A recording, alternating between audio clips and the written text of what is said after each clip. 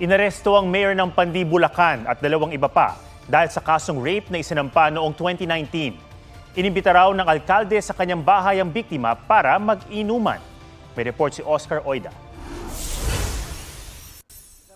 Karapatan niyo pong magsiwalang kibo at magkaroon ng patnubay ng isang pinagkakatiwalang abogado. Pagkatapos ng Christmas party, dinakip na mga tauhan ng Northern Police District Special Operations Unit sina Pandi Mayor Enrico Roque, Councilor John Rojas at isang tauhan ng munisipyo ng Pandi, Bulacan.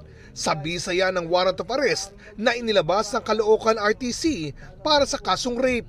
Maayos na sumama ang alkalde taong 2019 nang ihain ng reklamong rape.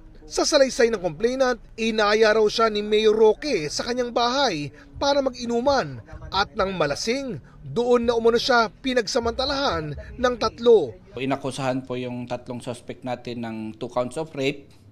Tapos nagkaroon ng probable cause kaya si Judge Maria Ruena Bialago Alejandro naglabas siya ng warrant of arrest.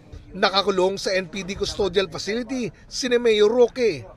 Ayon sa isa sa kanilang mga abogado, hindi muna sila magkokomento. Oscar Oida, nagbabalita para sa GMA Integrated News. Huwag magpahuli sa mga balitang dapat niyong malaman. Mag-subscribe na sa GMA Integrated News sa YouTube.